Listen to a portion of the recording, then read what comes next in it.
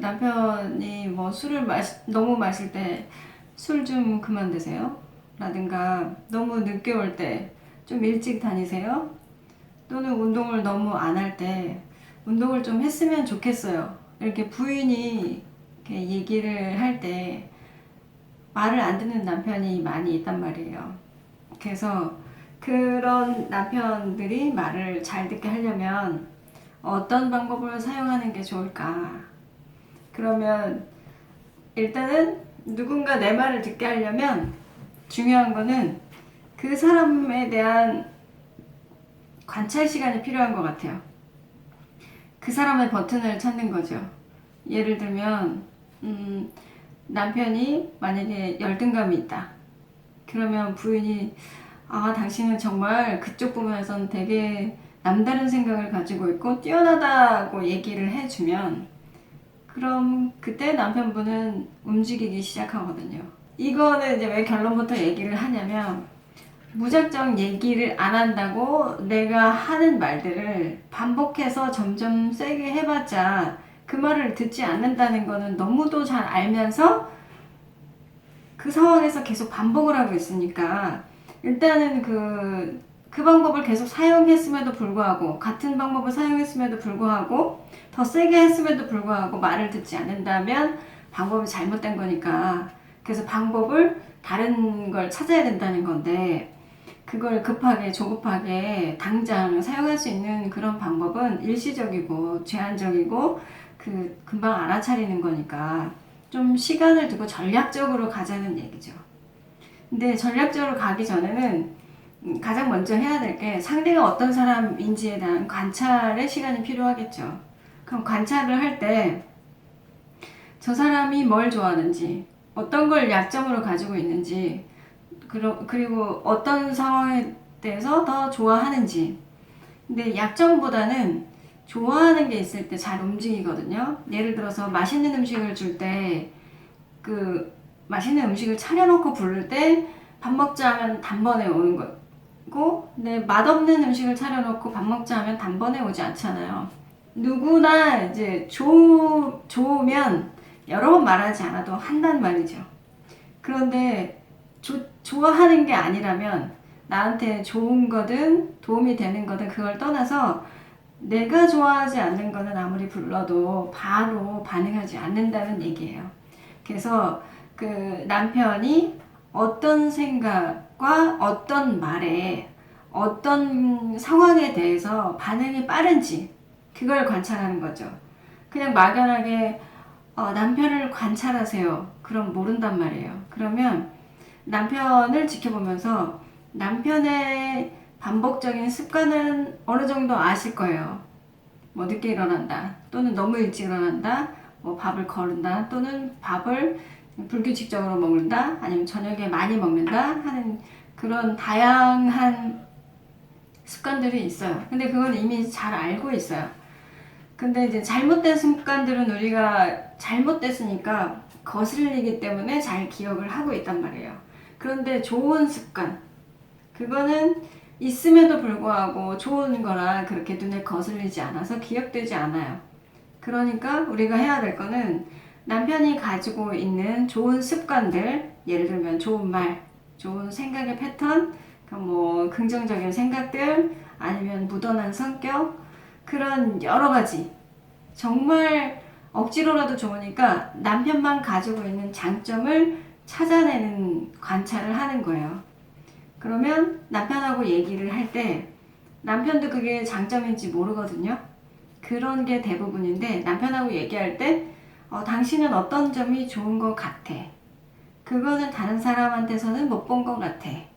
그게 자기의 가장 큰 장점인 거고 그것 때문에 내가 도움을 많이 받고 있는 중인 것 같아 라고 얘기를 해주는 거예요. 그래서 좋은 점을 찾아내서 그걸 남편한테 인식을 시켜서 인식시킨 걸 강화시키는 거예요. 좋은 거하고 나쁜 거가 있을 때 나쁜 거에 대해서 인식을 시키고 강화시키는 것보다는 좋은 걸 찾아서 인식을 시키고 강화를 시키면 그 다음부터는 조금씩 변할 수 있거든요. 왜냐면 사람들의 기본이 적어도 다른 사람의 눈에 내가 멋지게 보이고 싶은 게 사람 마음이라 누군가 멋지다고 말을 해주면 멋진 사람이 되고 싶은 그 마음은 본능적이기 때문에 그래서 남편의 장점을 찾아내고 인식시켜주고 그거에 대해서 자꾸 얘기를 해주고 나면 남편이 그 인식된 강점이나 장점을 행동으로 조금씩 자주 표현하게 될 수 있어요. 그러면 그렇게 됐을 때 이제 부인이 해야 될 거는 그 작은 변화들을 좀 더 찾아서 강화시켜 주는 거예요. 그러니까 이제 장점을 얘기했어요. 예를 들어서 남편이 굉장히 긍정적이고 무딘 성격이다. 어떻게 보면 나쁘게 볼 수 있는 성격인데 그거를 장점화 시키고 인식시킨 다음에 강화시키는 거기 때문에 남편이 어떤 얘기를 할 때 긍정적인 말을 했다고 하면 어떤 상황에 대해서 긍정적으로 얘기를 했다고 하면 그 긍정적인 그 생각에 대해서 부인이 캐치해서 다시 반복해 주는 거예요. 그리고 그거에 대해서 강화를 하는데 저번보다 요즘에는 조금 더 자주 많이 그렇게 생각하고 말해줘서 나한테 많이 도움이 되고 있어 라고 이제 변화에 대한 얘기를 해주는 거예요. 그러니까 처음부터 정리를 하자면 남편의 장점을 찾는데 관찰하는 시간을 가지고 관찰된 장점을 남편에게 인식을 시켜주고 그 인식된 걸 강화를 시켜주는데 그 강화를 시킬 때 매번 그 사람의 강화시켜준 거에 따른 변화가 있어요. 작은 변화라도 있어요. 그럼 그 변화들을 지속적으로 얘기를 해주는 거예요. 그럼 나쁜 거는 어떻게 고쳐요? 그거 그 해결 중심 상담 이론이라는 게 있어요.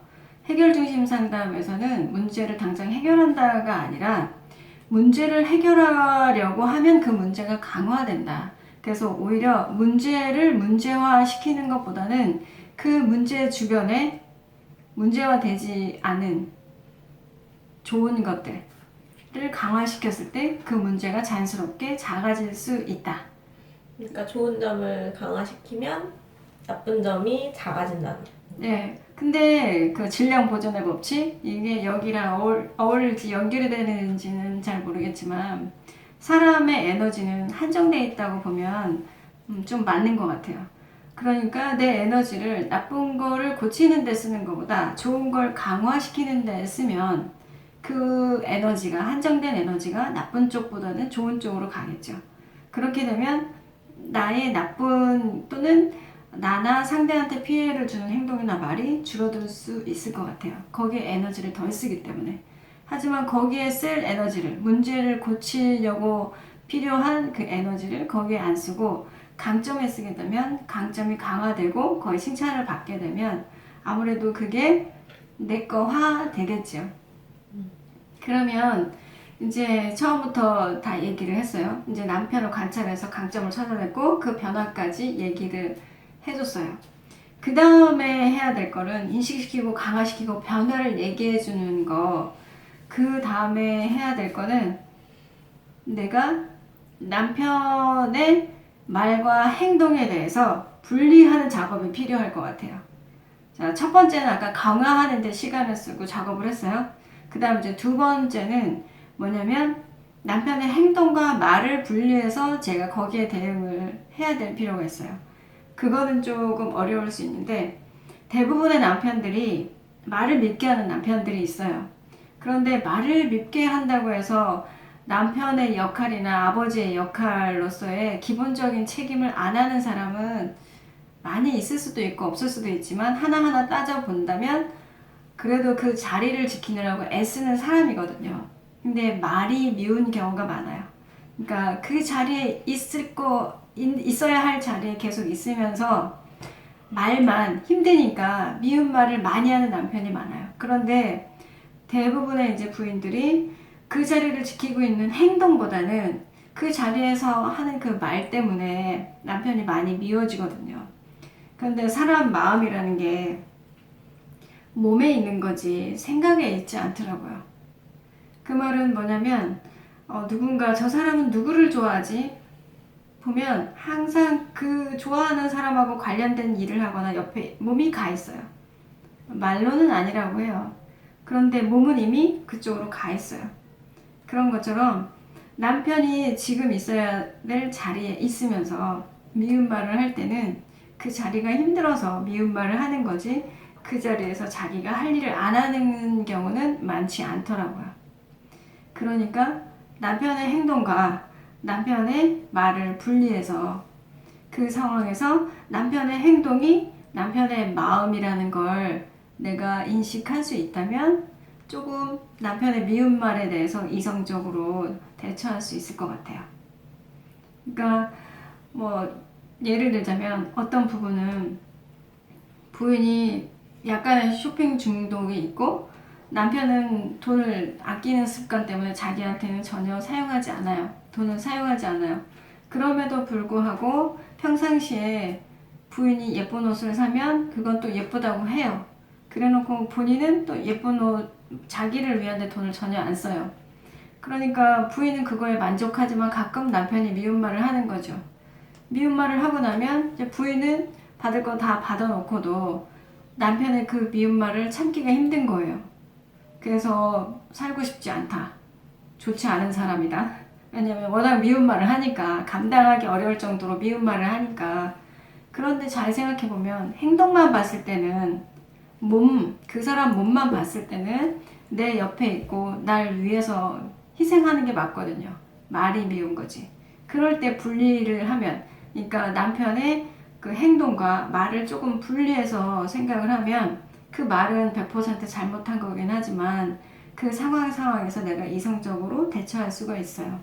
그럼 내가 받아주는 거가 아니라 이성적으로 대처하는 거기 때문에 남편이 말을 함부로 하는 거에 대해서 조금 줄일 수가 있죠. 그래서 다시 정리하자면 남편이 내 말을 안 들어요. 물론 여러 가지 상황과 여러 가지 이유가 있어요. 그럼에도 불구하고 남편이 내 말을 들었으면 좋겠어요 라는 목적이 분명하다면, 그게 서로를 위해 꼭 필요하다면 제가 얘기한 것처럼 남편에 대해서 강점을 관찰하고 인식을 시켜주고 그 변화에 대해서 강화를 시켜주고, 그 다음에 해야 될 거는 평상시 남편의 말과 행동을 분리시켜서 남편의 행동이 남편의 마음이라는 걸 알아줄 수 있다면, 그것만 알아준다면 남편이 내 말을 조금 더 진심으로 받아들일 수 있지 않을까. 조금 힘들기는 하지만 이게 남편뿐만 아니라 내 주변 사람들하고 관계를 좋게 하고 싶다면 이런 방법을 사용할 때 큰 도움이 될 수 있을 것 같아요.